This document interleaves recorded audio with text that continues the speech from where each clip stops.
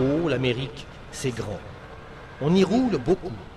Nous ne sommes pas loin de Los Angeles.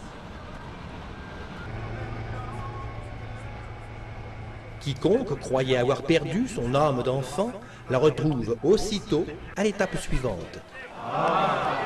Oh. C'est une véritable industrie.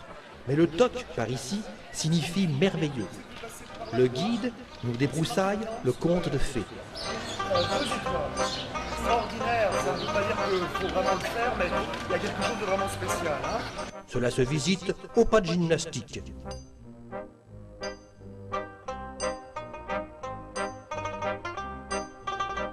Un fermier du Missouri est devenu célèbre par ses dessins animés.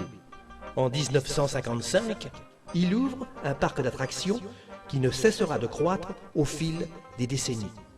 C'est évidemment l'histoire de Walt Disney et de Disneyland.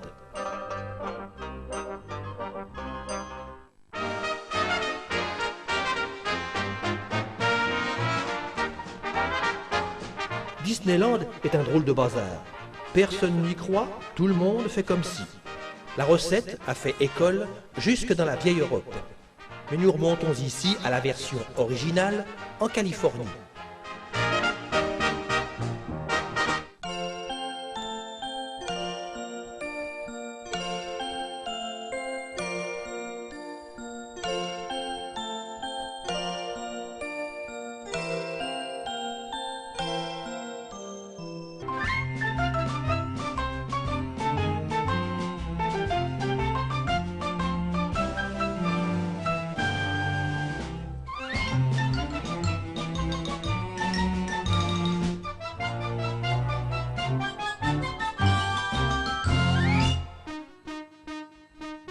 D'innombrables attractions couvrent plus de 70 hectares.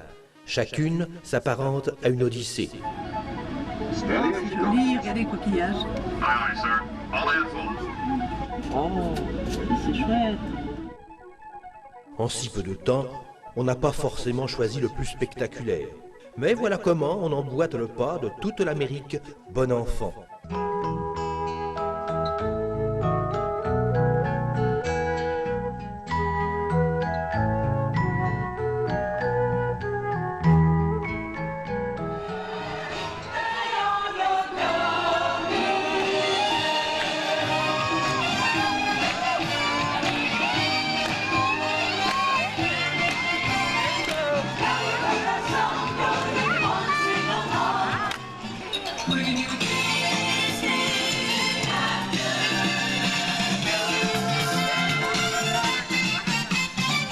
On a les mêmes en France. On n'est donc pas venu en Amérique pour voir ça. Mais bon, puisqu'on est là. Disney afternoon is here.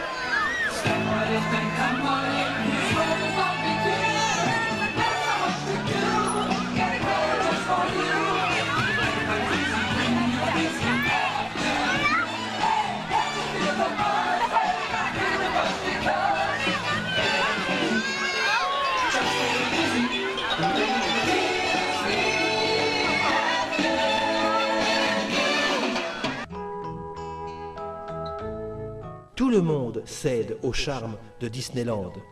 On arrive curieux, on en sort enchanté.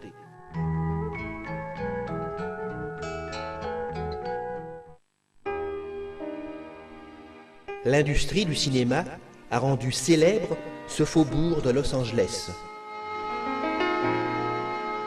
Ce lieu mythique couvre bientôt un siècle de légende.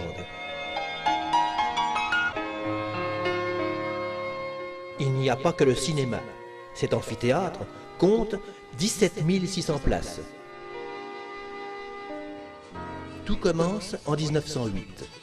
Les westerns et les comédies sont d'abord tournés au soleil dans des décors naturels.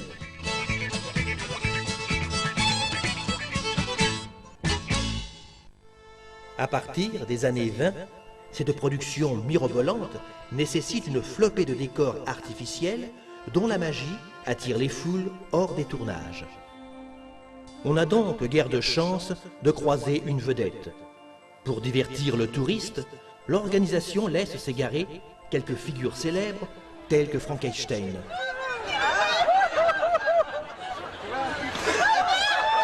Tiens, voilà, il va me filmer, voilà.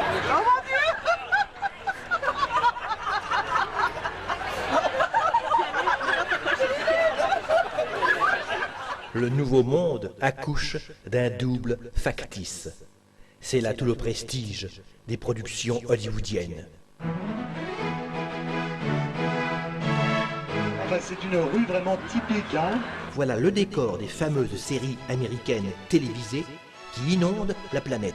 Petite ville américaine, vous allez trouver cette rue typique avec ses petits lampadaires, ses maisons. Ça s'est tourné également dans d'autres studios. C'est la maison du célèbre film Psychose d'Hitchcock.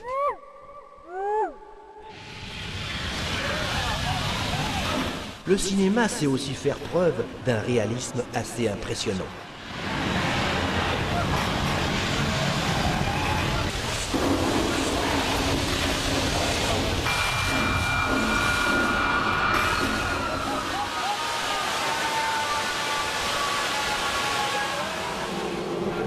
Pour réaliser cette trombe, on utilise 40 000 litres d'eau.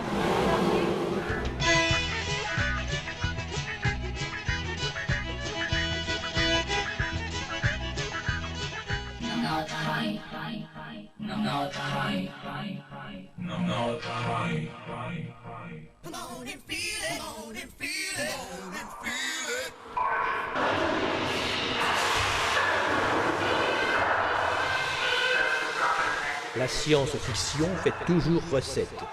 Mais cela ne détrône pas le bon vieux western. En voici une parodie.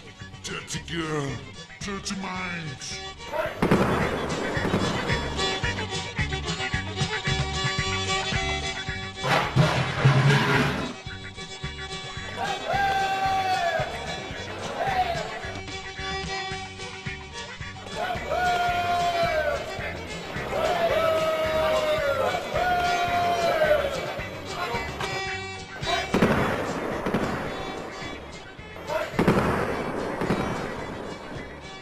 Hey baby.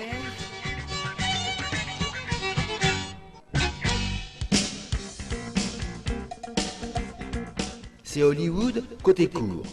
Toutes les stars friquées se doivent d'avoir un pied-à-terre dans ce quartier résidentiel.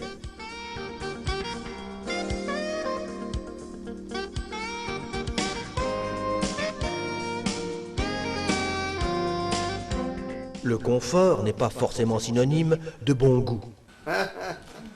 Voyez plutôt cette grosse pâtisserie prête à fondre sous le soleil. On dirait une meringue.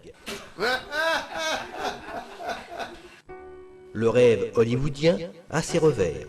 Le 5 août 1962, Marilyn Monroe est trouvée morte dans sa chambre. Ses admirateurs sont toujours là.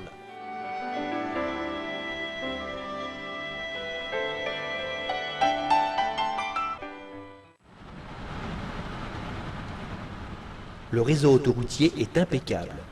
L'organisation du voyage aussi. Les kilomètres s'avalent sans problème. Nous longeons les contreforts de la Sierra Nevada. Le versant occidental de la montagne abrite un parc national de plus de 16 000 hectares. Ce nom veut dire lieu sacré. Des Indiens ont vécu en ce paradis qu'ils parviennent à garder secret jusqu'en 1851 avant d'en être chassés. On y trouve des séquoias. Ces conifères, typiquement californiens, atteignent 140 mètres de haut et vivent plus de 2000 ans.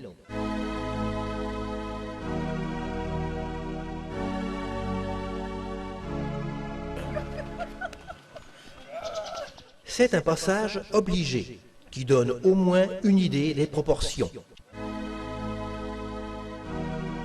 La manne touristique n'est pas négligée, mais ce n'est pas la vocation première de Yosemite, qui dès 1864 sera préservée de l'industrialisation galopante pour devenir une réserve naturelle.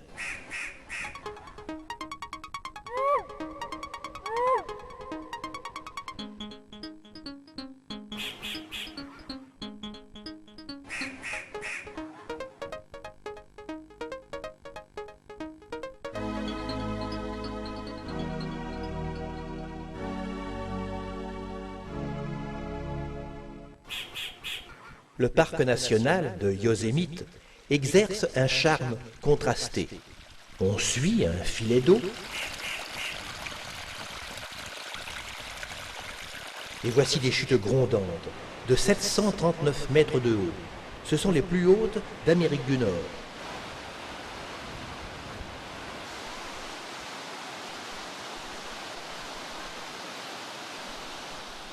Yosemite se singularise par une concentration triple de conifères, de roches de granit et de cascades. Une trilogie unique au monde, volée aux Indiens et, sous couvert d'écologie, vendue aux touristes.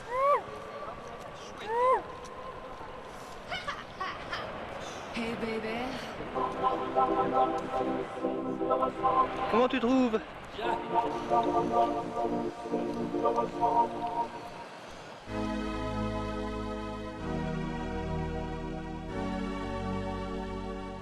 « 10 jours pour parcourir l'Arizona, le Nevada, la Californie, c'est un peu court. Mais c'est assez pour marquer les esprits. Le paysage a changé. La plaine nous rapproche du Pacifique. Notre dernière étape est précédée par cette domestication du vent qui séduit les poètes et les écologistes.